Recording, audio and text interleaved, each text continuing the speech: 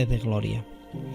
Bueno, mis amados, 2 meses desde que comencemos esta serie de mensajes acerca del tabernáculo. 2 meses porque estamos compartiendo un mensaje semanal. Todos los miércoles compartimos un mensaje y ya llevamos 2 meses consecutivos hablando únicamente acerca de lo que hemos llamado el tabernáculo y Jesucristo, o Jesucristo y el tabernáculo, como lo queráis llamar. El tabernáculo, la morada de Dios en el desierto, estamos examinando cada uno de sus objetos que ahí aparecen, haciendo vistas panorámicas y viendo la persona de Jesucristo, su naturaleza, su carácter, su obra en medio de su pueblo y de su iglesia. Lo estamos viendo a un nivel quizás no muy profundo, porque ya ustedes me conocen a la hora de enseñar, yo intento sintetizarlo todo mucho, pero estamos aprendiendo e intentando rescatar algunas de las perlas que hay escondidas en este maravilloso libro que es la palabra del Señor. Vamos ya hoy por el mensaje número 8 de esta maravillosa enseñanza, que tiene un título precioso. El título es increíble y es el velo de separación. Ya, hermanos, salimos, ya dimos una vuelta, vimos la cerca, estuvimos en el desierto, decidimos no vivir ahí, que como Salmos llamaba que es una morada de maldad. Decidimos entrar a un lugar seguro, como son los atrios. Descubrimos allí que mejor es un día en los atrios que 1000 fuera de ellos. Que más seguro es estar viviendo a las casas de las puertas de Dios que vivir en las regiones de maldad. Descubrimos que es tan seguro el atrio que, como uno de los salmos dice, que aún los pajarillos hacen sus nidos en el altar de bronce. Y hablando del altar de bronce, nos detuvimos allí una semana, estuvimos viendo, nos detuvimos un poquito más para adelante, nos llamó la atención el lavacro, aquella fuente de bronce, también estuvimos hablando de ella. Examinemos por fuera, hicimos una vista panorámica acerca de las puertas que dividían los 3 accesos y también las cubiertas de aquel maravilloso tabernáculo. Por fin, otra semana, decidimos entrar dentro, descubrimos cosas maravillosas. A mano izquierda descubrimos el candelabro, una cosa maravillosa y preciosa, un objeto increíble, de hermoso valor y preciosa simbología. Y a mano derecha estuvimos disfrutando y alimentándonos con los panes y la mesa de la proposición. Finalmente nos deleitemos en un objeto que había frente, justamente en medio del tabernáculo. Era un altar, subía un aroma especial, perfumado. Descubrimos que eso era el altar del incienso. Y la semana pasada ahí nos detuvimos. Estamos ya en la recta final, porque queremos seguir adelante, pero es que da la casualidad que hay algo que nos lo impide. Queremos seguir adelante yendo un poco más profundo dentro de aquel tabernáculo, porque hay algo que nos llama la atención, y es que parece ser que hay como especie de unas varas que si no es por el velo se verían, pero claro, empujan un poquito un velo. Sabemos que ahí detrás de ese velo hay un objeto. Claro, hoy sabemos que el objeto que hay detrás del velo es el objeto más sagrado de todo el tabernáculo. Se llama el Arca de la Alianza. Está colocado en un lugar llamado Lugar Santísimo. Es el lugar más santo de todo el tabernáculo. Ese objeto es increíble. Sería una maravilla correr directamente, atravesar el velo y comenzar a examinarlo todos juntos, pero no podríamos. Es que eso es un lugar muy santo. santísimo lo llaman. Única vez en el día de la expiación, esto lo vemos en el libro de Levíticos, en el día de la expiación también conocido con los hebreos como el día del Yom Kippur, una vez al año el sumo sacerdote Aarón entraba a administrar y a celebrar el Yom Kippur, el día de la expiación. Más le valiera al sumo sacerdote entrar cumpliendo todos los mandamientos de Dios, porque oigan, estar delante de aquel objeto no es cualquier cosa. Aquel objeto, el arca de la alianza, representaba la presencia misma del Señor. Es que el Señor descendía y entre los querubines Él hablaba con el sumo sacerdote. Él se manifestaba allí en gloria. No se podía tocar este objeto, no se podía abrir este objeto, no se podía jugar con él, como en las próximas semanas veremos. No tenías acceso todos los días, de hecho no se veía todos los días, únicamente el sumo sacerdote la veía una vez al año y nada más. Aunque estuvieran todos en el lugar santo, no podían verla, no podían acercarse, no podían tocarla. Y nos preguntamos el por qué. La respuesta es a causa de un velo. De un velo que en uno de nuestros mensajes de enseñanza supimos que ese velo en el hebreo lo llaman de una manera, pero que en el castellano se interpreta como vida. Vimos que había 3 velos que hacían de separación. El primer velo o la primera puerta separaba el desierto del atrio. Esa puerta hecha de velos, de cortinas, en el castellano se llamaba camino. El segundo, que era el que dividía el atrio del lugar santo, se llamaba verdad. Y el que había siguiente, que dividía el lugar santo del lugar santísimo, se pronuncia en el castellano vida. Por eso es que cuando Jesús dijo yo soy el camino, la verdad y la vida, estaba diciendo yo soy el único, que soy la separación entre este mundo y el otro, el mediador entre este mundo y el otro. Y ahora estamos frente a un velo que en el castellano se llamaría vida, un velo impresionante, un velo que en el Éxodo 26:33 dice y pondrás el velo debajo de los corchetes y meterás allí, dice, del velo adentro, el arca del testimonio. Aquel velo os hará, atención, separación entre el lugar santo y el lugar santísimo. No podemos entrar al lugar santísimo a causa de un velo. Aquel velo era la representación, representaba la barrera que había entre Dios y los hombres. Aquel velo significaba esa barrera que había sido creada a causa de los pecados.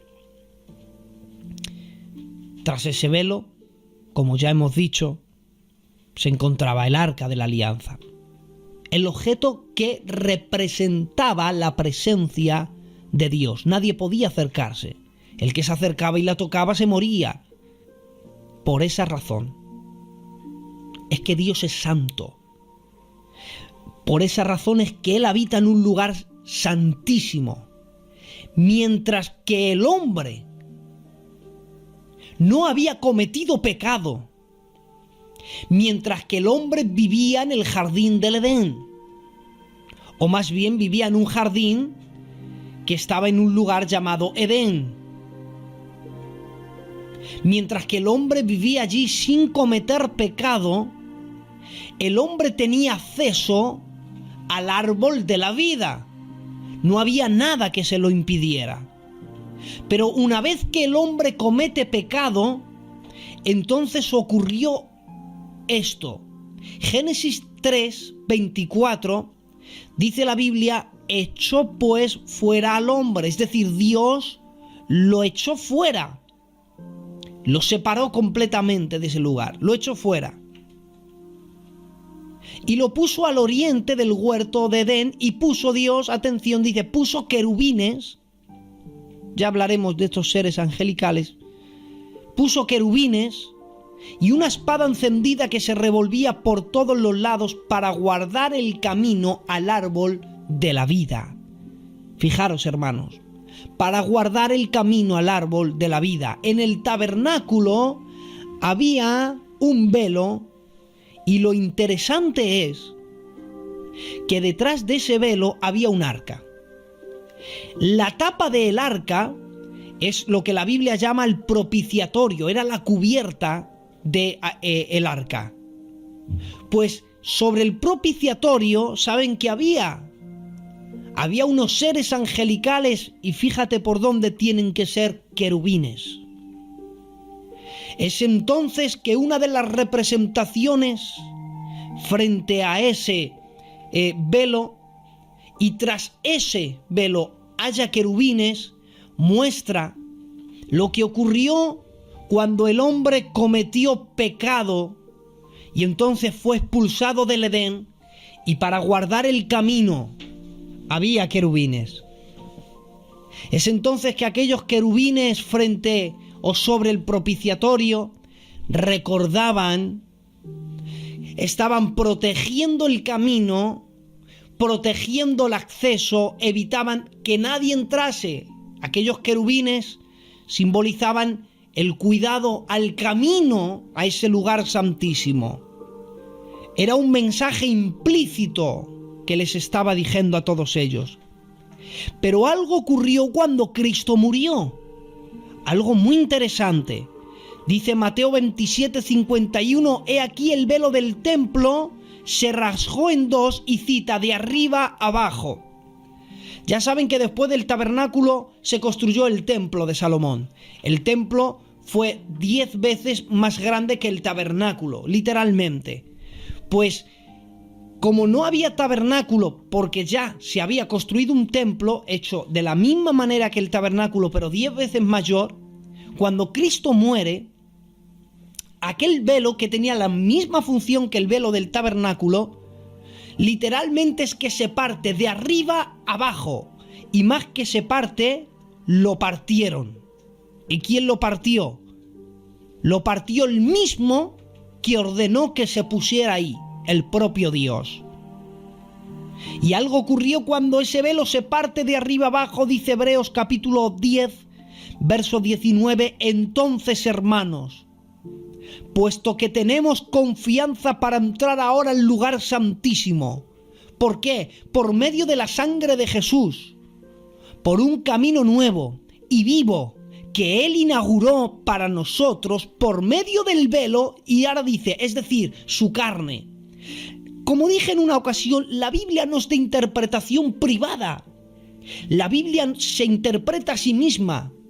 Y Él ha dicho que lo que simboliza aquel velo es su carne. Es decir, la carne, hablando de Cristo encarnado. Y también ese velo, en el lenguaje castellano, se llama vida. Entonces, tenemos acceso al lugar santísimo gracias a el velo de su carne, gracias a su vida, gracias a que Él ha entregado su vida y ha sido partido completamente. Es que Él ha abierto un camino nuevo a un lugar seguro y santísimo. Pero verán, aclarado el asunto, habiendo averiguado la razón del velo a nivel espiritual, ¿por qué se puso un velo allí? Se puso para hacer separación, para que Dios estuviera separado. Ese velo representaba la separación del Creador con sus criaturas. Pero hoy dedicaremos esta enseñanza y enfocaremos más a averiguar por qué Dios rompió aquel velo. ¿Cuál es la causa más remota de la partición del velo. Ya sabemos que el velo es la carne de Jesús, es decir, su vida, cuando Él muere. La pregunta, ¿cómo es posible? Bueno, lo primero es, ¿cómo es posible que se rompiera aquel velo? ¿Sabes lo que dice Flavio Josefo, que es un contemporáneo en tiempos de Jesús? Que usaron caballos y los ataron e intentaron partir el velo del templo tirando caballos en diferentes direcciones y no se rompía. Ni caballos tirando en direcciones contrarias rompían. Pero cuando Cristo muere, el velo se rompe. Para averiguar esto, tenemos que responder a una pregunta. Y ahora quiero que se pongan atentos, que estén atentos. Yo voy a intentarlo lo mejor posible para que ustedes me entiendan. ¿Cuál fue la causa más remota de la muerte de Cristo? ¿Por qué razón Cristo murió? Es una pregunta interesante. ¿Por qué razón Cristo murió? Verán,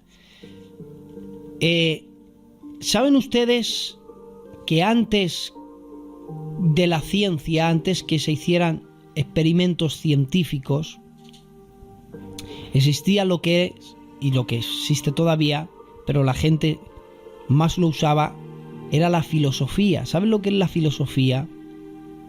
La filosofía es la ciencia que estudia las causas más remotas de un hecho. Por ejemplo, imaginaros que un criminólogo le llaman a investigar un crimen. El criminólogo tiene que averiguar no la causa principal del asesinato, sino la causa más remota. Es decir, se tiene que remontar, tiene que profundizar cuál es la causa más remota que le ha llevado a aquel hombre a cometer un crimen. Eso es la filosofía. La filosofía estudia las ciencias más remotas de un hecho, o las causas más remotas de un hecho. Usemos entonces este método para responder a esta pregunta. Averigüemos por qué Cristo murió. Y cuando averigüemos cuál fue la causa más remota de Cristo, entonces vamos a entender una gran verdad del velo. Vamos a ver, ¿por qué Cristo murió? Empecemos nuestra investigación. ¿Por qué tuvo que morir Cristo? Bueno, empecemos con las causas. La primera causa es que a él le odiaban. Había mucha gente que le tenía odio. Y entre ellos habían unos hombres que eran fariseos, eran judíos, que le odiaban. Y entonces ocurrió que cuando él dijo ser el Hijo de Dios, la Biblia dice, y que él decía ser el Hijo de Dios, dice, el que se decía ser el Hijo de Dios, ese era el equivalente a decir que era el propio Dios. Entonces para ellos eso era una blasfemia. Por eso es que Cristo es Dios. Porque si no es Dios, Cristo entonces mintió. Porque él se decía ser el Hijo de Dios, y decirse el Hijo de Dios era lo mismo que decir soy Dios. Entonces, si Cristo no es Dios, Cristo entonces mintió. Por eso es que Cristo es Dios. Número uno, porque él lo afirmó serlo. Al decir yo soy el Hijo de Dios, él afirmaba ser Dios. Ahora, número dos, no solamente lo dijo, sino que él lo demostraba. Y verán, lo demostró en muchos de sus milagros. Uno de ellos, que es crucial, es abrir los ojos a los ciegos. Únicamente el Mesías Dios podía hacer eso, profetizado desde el Antiguo Testamento, en el libro de Isaías. Pero la demostración más grande de que él era Dios fue cuando después de 4 días que Lázaro había muerto, oigan, no fue a las 4 horas, sino 4 días después. Fíjate que los judíos creían que al tercer día el espíritu, que a los 3 días podía vivir, porque el espíritu del difunto vagaba alrededor del cuerpo y podía vivir. Pero al cuarto día habían perdido toda la esperanza, literalmente ya era imposible nada. Bueno, pues cuando ya todo era imposible, aparece Jesús para hacer algo que es imposible, hacerlo posible. Y es decir, darle la vida a un hombre después de 4 días muerto. Cuando Cristo resucita a Lázaro, Él ha demostrado ser Dios. Y cuando los fariseos, que no son tontos, son gente pensadora, cuando ellos escucharon que Jesús se decía ser Dios y le quisieron perseguir y matar, pero cuando les demostró que era Dios resucitando a Lázaro, ocurrió lo siguiente. Juan capítulo 11, verso 51. Por esto, no lo digo por mí mismo, sino que como era sumo sacerdote aquel año, profetizó que Jesús había de morir por la nación. No solamente por la nación, sino también para congregar en uno a los hijos de Dios que estaban dispersos. Y ahora dice de los fariseos. Así que desde aquel día acordaron matarlo. Ahora, ¿Cristo murió? Sí. Aquí dice que desde aquel día aquellos judíos procuraron matarlo. Bien. ¿Fue Cristo víctima del odio judío? Vamos a dejarlo ahí, no lo vamos a responder. Luego lo vamos a responder. Causa número 1. ¿Fue Cristo la víctima del odio de los judíos? Vámonos a otra causa. Ellos querían matarle, ¿no? Pero claro, ellos, al estar subyugados bajo Roma, ellos no tenían autoridad para matar a nadie. Ellos tenían cierta libertad, los judíos, como ministrar en el templo, incluso cobrar impuestos, hacer ciertas cosas, porque tenían un pacto, la religión con la política. Había ciertas cosas que ellos podían hacer, pero había otras cuantas que no podían hacer los judíos, por mucho poder que tuviera el Sanedrín, y una de ellas era matar. No podían matar a nadie. Entonces, ¿qué hacen? Si ellos querían matarle y no podían, bueno, pues vamos a secuestrarlo.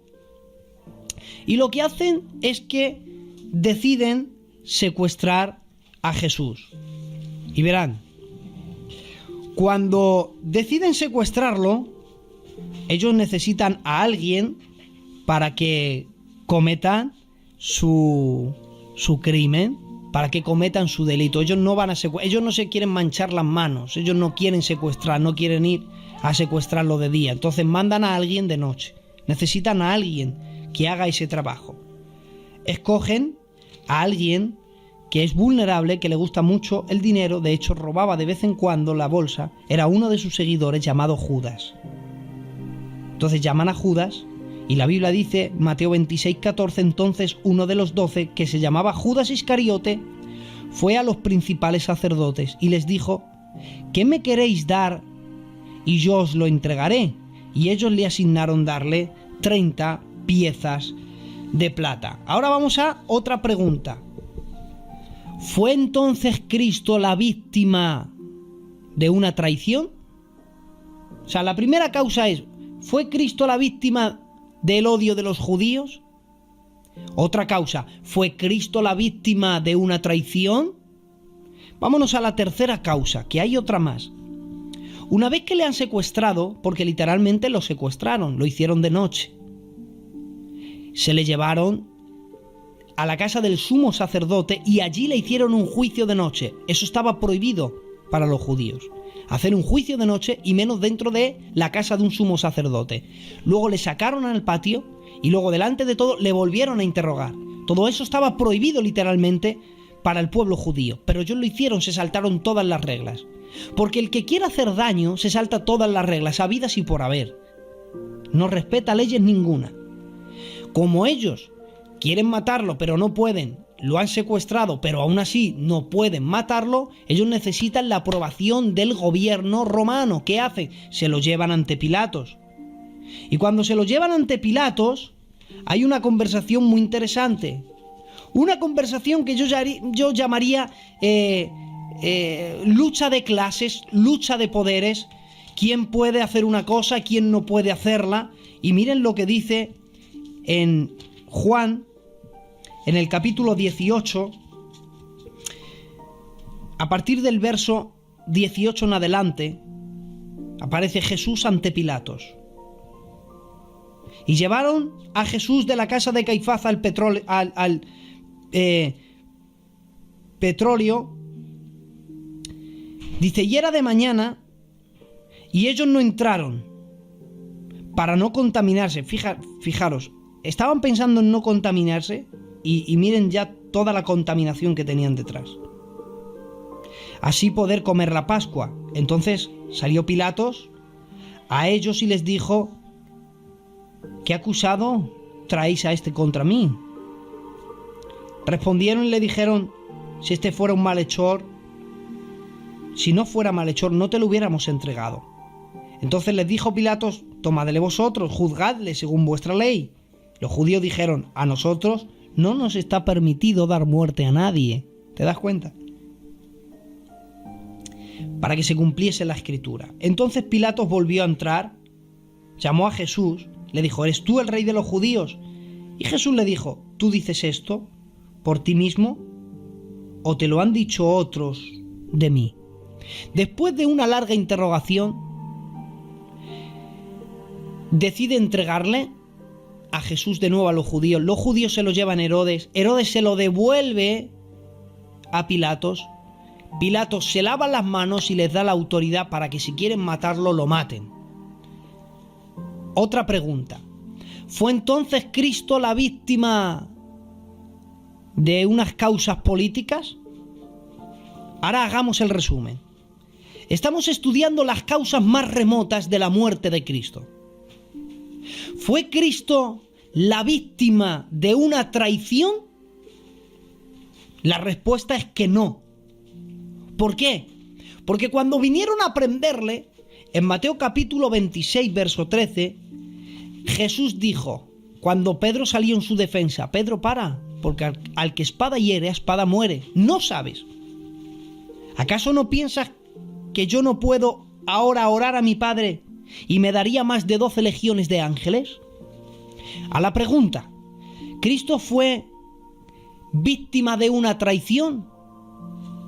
La respuesta es que no, porque Él no evitó ser tomado, sino que la Biblia dice que Él dijo, ¿a quién buscáis? Dijeron a Jesús Nazareno y dijo, yo soy. O sea, Él como cordero fue al matadero, por lo tanto, Él no intentó salir huyendo. Cristo no fue entonces la víctima de una traición, porque Él se entregó a manos de malhechores. Bueno, ¿fue entonces Cristo la víctima del odio judío? La respuesta es que no. Porque la Biblia dice en Juan que Cristo dijo, yo tengo poder para poner mi vida, tengo poder para darla y para volverla a tomar, porque este mandamiento lo he recibido por mi Padre. Así que a mí nadie me quita la vida, sino que yo mismo la pongo. Entonces, ¿fue Cristo la víctima de un odio judío? La respuesta es que no, porque a Él nadie le quita la vida. Él decidió ponerla. Bueno, pues entonces la tercera, ¿fue Cristo la víctima de causas políticas? La respuesta es que no, porque Cristo le dijo a Pilatos, ninguna autoridad tendrías contra mí, sino la que te fue dada de arriba, por cuanto el que me ha entregado a ti mayor pecado tiene que tú.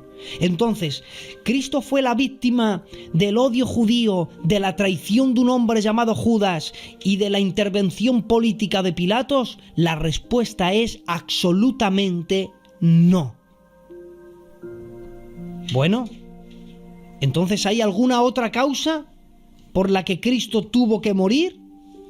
Bueno, en 1 Corintios, en el capítulo 15 y en el verso, creo que es el verso 3, voy a buscarlo, 1 Corintios, capítulo 15 verso 3 dice: porque primeramente os he enseñado lo que asimismo recibí, que Cristo, atención, y ahora quiero que me presten más atención que antes, Cristo murió por nuestros pecados conforme a las Escrituras. Ahora bien, vamos a estudiar otra causa, la causa más remota de Cristo. Estamos estudiando ese tema. ¿Cristo murió por mis pecados? La Biblia es clara. La Biblia dice que sí. Cristo sí murió por mis pecados. Pero aquí estamos estudiando la causa más remota, o las razones más grandes. ¿Hay una razón mayor de que Cristo muriera por mis pecados? Es decir, ¿ahí acaba todo? La causa más remota es que, bueno, Cristo murió porque tuvo que morir por mis pecados y se terminó. ¿Eso es así? La respuesta es que no. Ahora, ¿Cristo murió por mis pecados? La respuesta bíblica es claro que sí, que murió por mis pecados. Pero esa fue la causa más remota, la final. Ahí se termina nuestra investigación. Yo te digo que no. ¿Hay entonces una causa más grande? ¿Hay entonces una causa más importante? ¿Hay una causa más remota por la que Él tuvo que morir? A eso te respondo que sí. Hay una causa mayor que morir por mis pecados. Porque morir por mis pecados no es la razón final. Y yo os voy a explicar el por qué. Mira, a veces yo me he encontrado con un montón de gente en temas sobre todo de preguntas y respuestas que hacemos muchas veces después de enseñanzas en algunas iglesias. Y es que hay gente que piensa, o se piensa, que Cristo murió, ojo, porque es que tenía que morir. Es más, porque Él estaba obligado a morir. Y hay quien cree que Cristo tuvo que arreglar lo que en un principio le salió mal. Es decir, Dios creó al hombre, bueno, el hombre pecó, pero claro, como Él lo ha creado y la cosa se estropeó, pues como Él lo rompió, porque Él fue el culpable, porque Él creó al hombre. Entonces, la gente ve a Dios como el culpable del mal en el mundo. El mal no entró en el mundo porque Dios tuvo la culpa de ello. Es que si Dios no pone el árbol del bien y del mal, el hombre no peca, y como el hombre pecó, por el pecado de un hombre entró, por la desobediencia entró el pecado, por el pecado entró la muerte y las enfermedades, claro, Él murió. ¿Cómo no va a morir Dios? Pues Él murió pues porque le salieron mal las cosas y tuvo que arreglarlas. Eso es una herejía, mis amados. Dios no tuvo que arreglar nada porque, número uno, Él no rompió nada. Si decimos que Él tuvo que arreglar algo que le salió mal, decimos que Dios ha creado algo con un defecto de fábrica. Mira, el ser humano no fue creado con un defecto. Adán no tenía defecto de fabricación. Imagínate que compras un móvil y no te funciona y dices, este móvil no me funciona. ¿Quién es el culpable? El culpable es quien ha hecho el móvil, ¿no? Bien, cuando Adán peca, el culpable no es Dios. Dios no tiene la culpa de haber fabricado al hombre así. Por eso él no estaba obligado a morir, porque Él no rompió nada. Y más que Él no rompió nada, es que tampoco hizo algo defectuoso. Por eso es que Él manda que haya un velo de separación, porque Él tiene autoridad para decir que la humanidad no se acerque a mí. Yo soy santo y vosotros sois pecadores. Y como la humanidad no es digna que se acerque a mí, voy a poner un velo de separación entre vosotros y yo. No sois dignos de pasar al otro lado. No sois dignos de estar conmigo. Por eso, por cuanto todos pecamos, todos estamos destituidos de la gloria de Dios. Nadie era merecedor de vivir con Dios eternamente. Dios se separó de la humanidad a nivel espiritual. Él puso un velo y Él estaba separado. ¿Y por qué Él tenía autoridad de poner un velo espiritual y separarnos? Porque Él no cometió nada. Él no es culpable de nada. Y entonces ahora aquí habrá alguno que quizá me está escuchando y se está revolviendo de la silla y me diga, bueno, pues si Él no es culpable de nada, entonces ¿por qué está el mal en el universo? ¿Por qué hay mal en el universo? Bien, yo les voy a explicar por qué hay mal en el universo, ¿de acuerdo? Y con esto vamos a responder más preguntas aún todavía. ¿Saben por qué existe el mal en el universo? Mira, Dios no crea el mal, pero Dios creó lo que los filósofos llaman el mal potencial. ¿Qué es el mal potencial? Verán, imaginaros, hermanos, un abecedario. Las letras de un abecedario. A, B, C, D. Bien, Dios crea las letras, pero Dios no creó palabras. Dios creó un abecedario y del mismo abecedario que tú puedes extraer, coges la letra, la A, la M, la O, la R y aparece la palabra amor. Pero del mismo abecedario que extrae letras para formar amor, puedes coger la M, la A y la L y forman la palabra mal. Entonces, el abecedario en sí no es malo. El uso que se da a ese abecedario, si lo usas para mal, está mal. Dios creó al hombre, y a ver si yo me puedo explicar bien. ¿Por qué Dios no creó el mal? Porque el mal lo creó el hombre. Ahora, ¿cómo es posible que el mal lo creara él? ¿Cómo es posible que de por sí él pecase? ¿Cómo es posible? Bien, fue posible porque había una plataforma que no era mala. Dios había creado al hombre y había puesto en él algo que se llama libertad de escoger. Libre albedrío. El libre albedrío no es un defecto. Ahora, el pecado sí es un defecto del hombre. Pero ahora bien, el pecado, aunque es un defecto, el pecado es la afirmación de que el ser humano que Dios ha creado, lo ha creado perfecto. ¿Por qué? Porque el pecado es la afirmación de que Dios ha creado al hombre perfecto. Porque ¿por qué viene el pecado? Por la desobediencia. ¿Por qué desobedeció Adán? Porque pudo desobedecer. ¿Por qué pudo desobedecer Adán?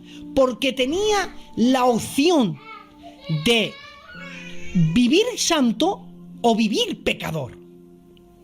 Ahora, Eugenio, pero a Dios se hubiera ahorrado problemas si Él hubiera creado a todo el mundo santo. Es que si crea a todo el mundo santo, no existe libertad. Mira, no puede existir una sola opción y la libertad. Eso no existe.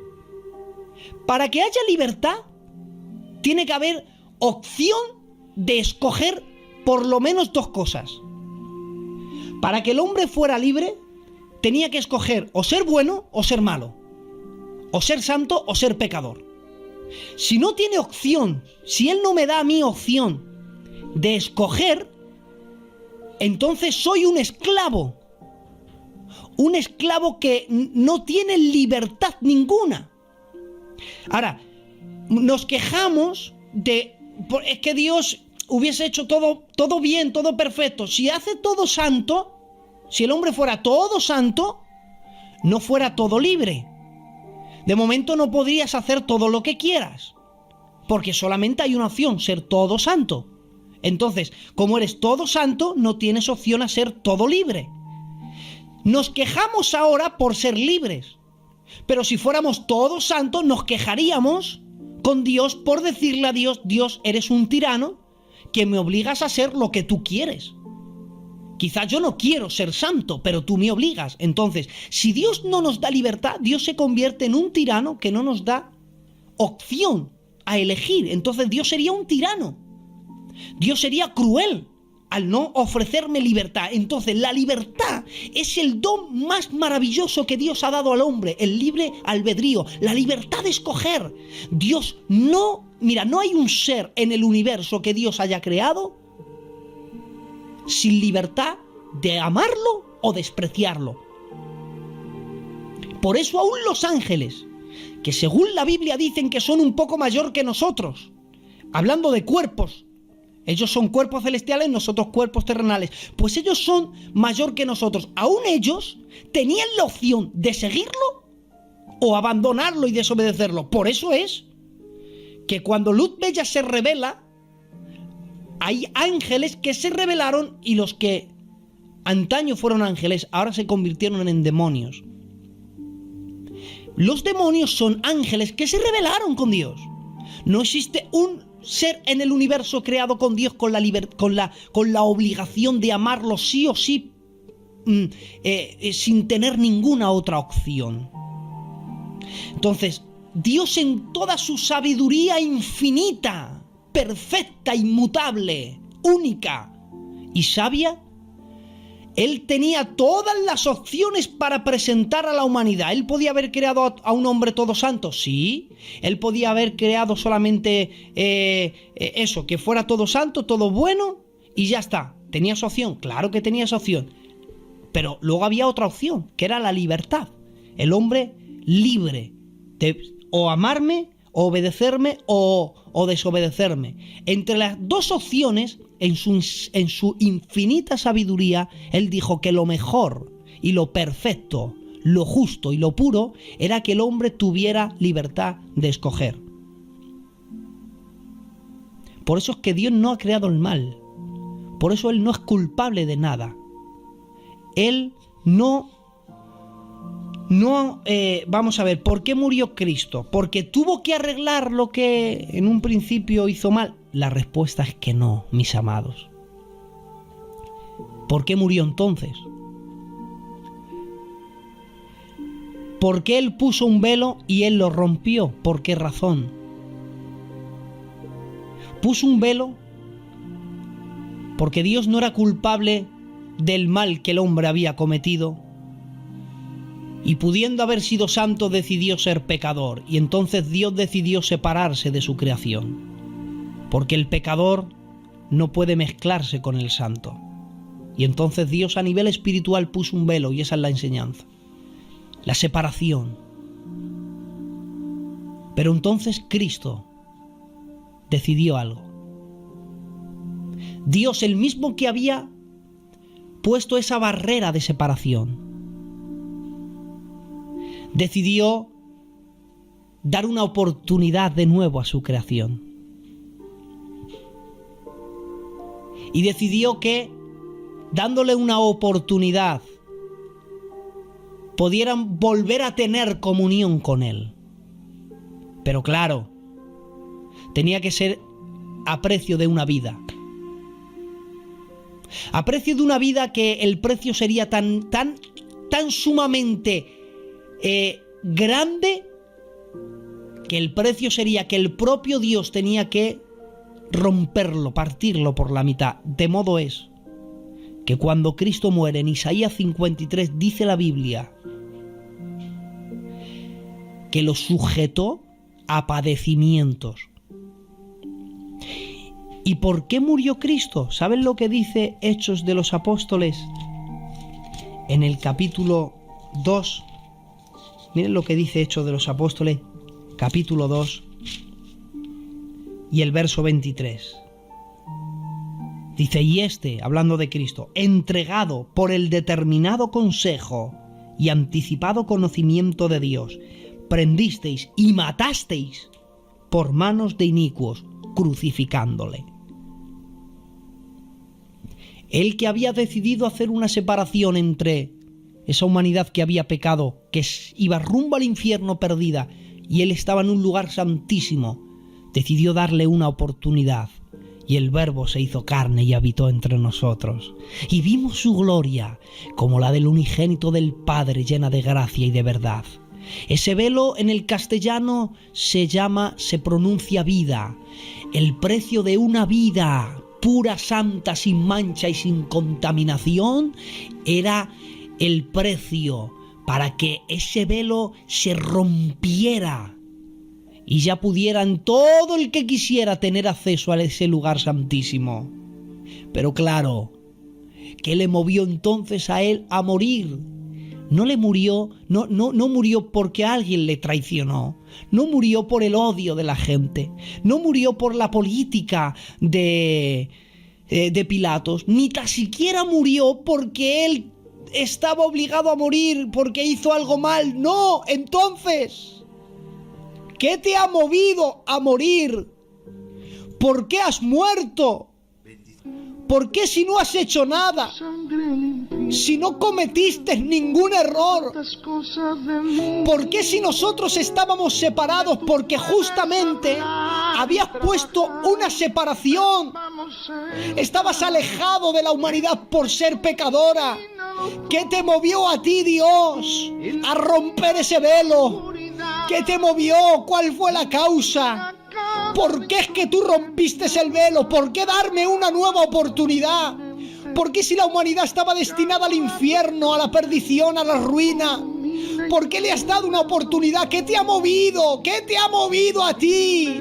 A sacudirte, a levantarte del trono, a decir esto no puede ser, no los voy a dejar rumbo al infierno, destinados a su destino, voy a darles una oportunidad. ¿Qué te ha movido a entregar a tu hijo? ¿Qué te ha movido a romper el velo por la mitad, a sujetarlo a padecimientos? ¿Qué te ha movido? Lo hemos tenido enfrente, el versículo más amado, el versículo más leído, el versículo más estudiado, y es que la Biblia dice: de tal manera amó Dios al mundo que ha entregado a su Hijo, la causa más remota de la muerte de Cristo. Cristo no murió porque lo traicionaron, Cristo no murió porque lo vendieran, Cristo no murió por el odio, Cristo no murió ni tan siquiera por los pecados porque Él tenía que arreglar algo. Lo que le movió a morir fue el amor. Es que Él te amó de tal manera que Él no quería pasar la eternidad sin la humanidad. Es verdad que la creó, pero es verdad que la humanidad le dio la espalda. Es cierto que la humanidad decidió marcharse.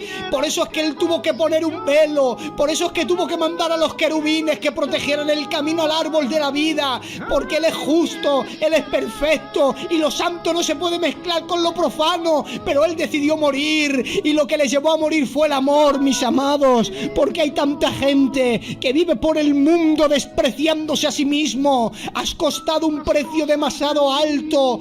Quizás hay gente que no te ame, quizás hay gente que te han traicionado, amigos te traicionaron, gente te vendió y ahora vives solitario pensando que no eres digno de amor. Yo te tengo una noticia: no hay mayor acto de amor que Dios entregara a su Hijo por ti.